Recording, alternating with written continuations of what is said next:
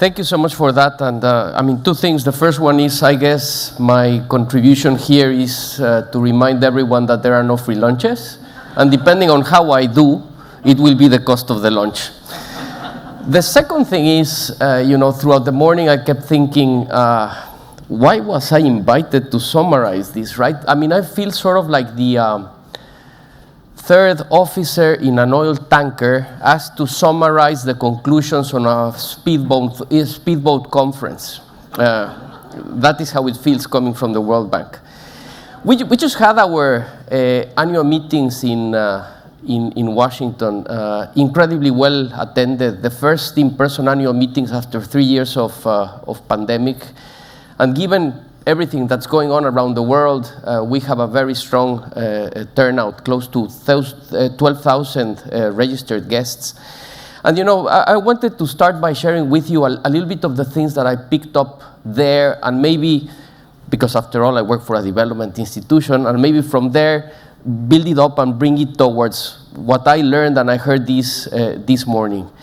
So in terms of trends, the trends that I kept hearing about during our annual meetings, the first one is decarbonization and climate change. It was on everyone's minds, on every single conversation. Then deglobalization, economic fragmentation as a major challenge that the world is facing right now. Debt. Before the pandemic, countries were already at high levels of debt. Today, 60% of low-income countries are at high risk or at debt distress, and around 25% of emerging markets. Demographic change, huge challenges. And digitization, very relevant for today's conversation, and I will certainly talk more about that. And then a very complex macroeconomic and financial conditions that were the backdrop for the meetings that we had. Inflation, rising interest rates, investment flows becoming more regional or even local. The US investing in the US, Europe investing in Europe, no one investing in emerging markets, or emerging markets investing in emerging markets. Strengthening of the dollar, supply side challenges. So a very challenging environment. And why is this relevant to today's discussion? Well, because what we talked about relates to one of the trends where I actually see lots of silver linings, right? It was clear from today's conversation that digital transformation broadly and FinTech specifically, first, if things were moving fast, they will only move faster. That is my first takeaway. I mean, even today's presentations were fast-paced. I mean, the amount of information that we got in very short periods of time is quite impressive. Digitization and FinTech represent a huge opportunity for development.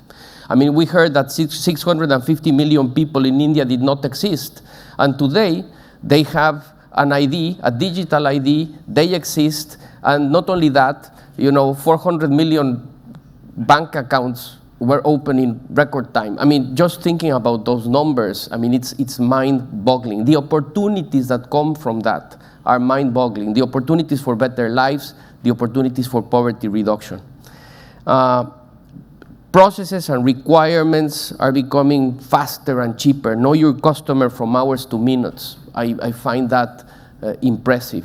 And without having to show up anywhere, right? I mean, being able to do it in your mobile phone. I agree that FinTech has been successful and has brought about social benefits, access to finance, creation of opportunities. But at the same time, we also heard that FinTech is like air conditioning. I really like that one. No, it is definitely good, but it can be too cold at times. And then, on the too cold side, the social benefits of crypto are not very clear, which is also something I agree with. I think that blockchain can bring tremendous opportunities to improve market infrastructure and to improve clearing and settlement mechanisms and the ability to transfer money. From the perspective of the bank and the treasury, which I am in charge of, this is an area where we really want to be part of the transformation, and we really believe that there is value to be created here. After all, we issued the first blockchain-based bond, but it doesn't cover the money part of the bond. I do believe that with the emergence of some central bank digital currencies, there will be opportunities to experiment further in this space. And then the other area, I'm thinking again from a very developmental point of view and from what an institution like the World Bank does. The other area where we are exploring and experimenting is using blockchain for disbursement traceability. Just imagine when you are operating in fragile and conflict-affected states, or situations, you want to make sure that the funds which are scarce and precious reach the final beneficiaries, right? So you want to have traceability. But if you could also, make sure that the funds can get there and can get there fast and quickly, we would be solving enormous challenges. I could share with you stories of, plane loads of cash, flying into countries for us to be able to execute operations in certain countries and certain conditions. Then there is certainly a role for regulators.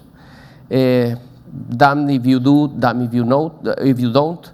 That is something that resonates, because in a previous life I used to be a securities regulator, and I have a small story that I have to share, right? I was a securities regulator, then I became a World Bank board member, and then I went back to Mexico and I was CEO of a government-owned financial institution, which was an issuer, right? So at some point I had a huge problem complying with a rule.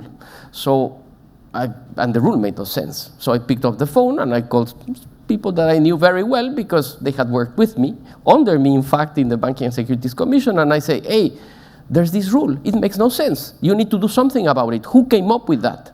Then there's silence on the other side. And the answer was, you did.